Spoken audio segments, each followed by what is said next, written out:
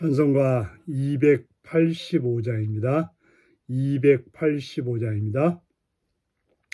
주의 말씀 받은 그날 참 기쁘고 복되도다. 이 기쁜 맘 못 이겨서 온 세상에 전하노라. 기쁜 날 주 나의 죄 다시 쓴 날 늘 깨어서 기도하고 늘 기쁘게 살아가리. 기쁜 날 주 나의 죄 다시 쓴 날 이 좋은 날 내 천한 몸 새 사람이 되었으니 이 몸과 맘 다 바쳐서 영광의 주를 섬기리. 기쁜 날 주 나의 죄 다시 쓴 날 늘 깨어서 기도하고 늘 기쁘게 살아가리. 기쁜 날 주 나의 죄 다시 쓴 날 새 사람 된 그날부터 평안한 맘 늘 있어서 이 복된 말 전하는 일 나의 본분 삼았도다. 기쁜 날 주 나의 죄 다시 쓴 날 늘 깨어서 기도하고 늘 기쁘게 살아가리. 기쁜 날 주 나의 죄 다시 쓴 날 아멘. 이 시간 우리에게 주신 하나님 말씀은 마가복음 1장 35절에서 45절까지 말씀입니다. 마가복음 1장 35절에서 45절까지 말씀입니다. 교독하시겠습니다. 새벽 아직도 밝기 전에 예수께서 일어나 나가 한적한 곳으로 가서 거기서 기도하시더니 시몬과 및 그와 함께 있는 자들이 예수의 뒤를 따라가 만나서 이르되 모든 사람이 저를 찾나이다. 이르시되 우리가 다른 가까운 마을들로 가자. 거기서도 전도하리니 내가 이를 위하여 왔노라 하시고 이에 온 갈릴리에 다니시며 그들의 여러 회당에서 전도하시고 또 귀신들을 내쫓으시더라.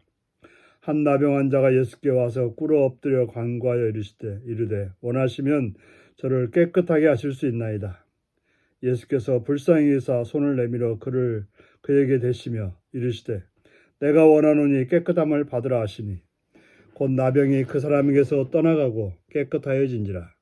곧 보내시며 엄히 경고하사 이르시되 삼가 아무에게 아무 말도 하지 말고 가서 내 몸을 제사장에게 보이고 내가 깨끗하게 되었으니 모세가 명한 것을 드려 그들에게 입증하라 하셨더라.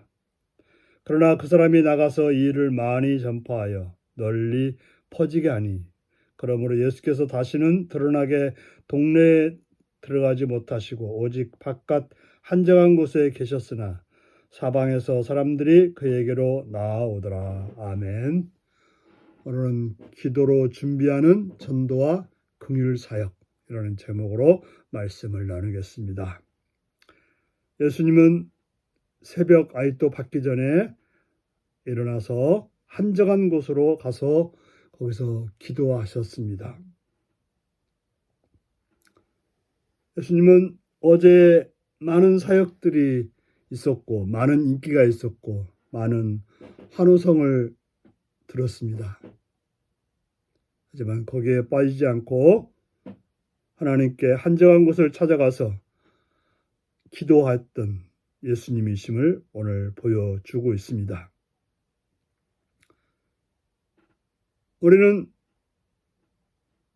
우리의 삶을 시작하기 전에 한적한 곳을 찾고 있습니까? 분주하게 오늘 할 일만 생각하다가 일어나십니까?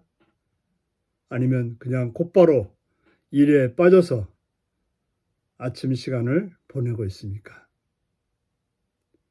우리는 예수님처럼 한적한 곳을 찾아서 주님 앞에 기도함으로, 주님을 만남으로 우리의 삶을 시작해야 될 것입니다.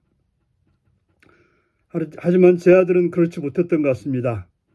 그저 자다가 예수님께 와가지고 이르되 모든 사람이 주를 찾나이다.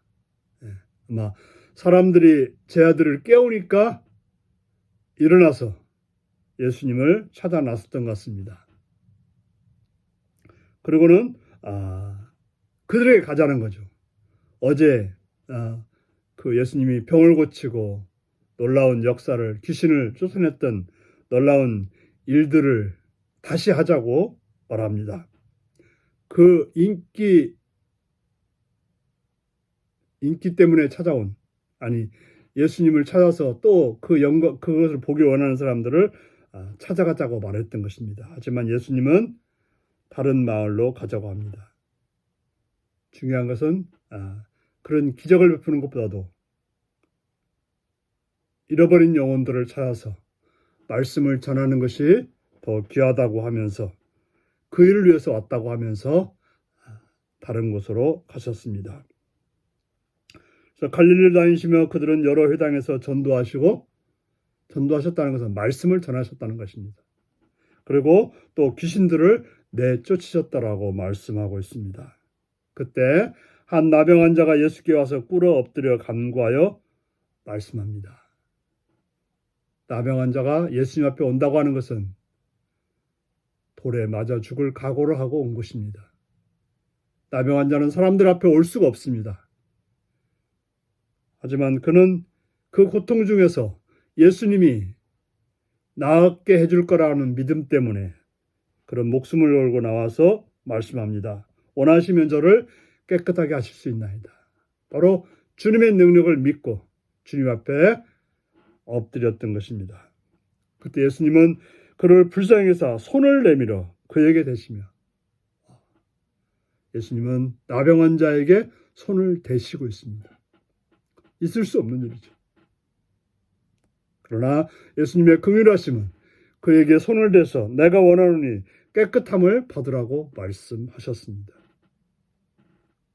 그러자 그 나병이 그 사람에게 떠나가고 깨끗해졌습니다. 그때 예수님 뭐라고 말씀하십니까? 제사장에게 보이고 집으로 돌아가라고 말합니다. 삶으로 돌아가라고 말합니다. 예수님은 우리가 말씀을 듣고 변화되어서 삶의 현장에 가서 살기를 원하고 있습니다.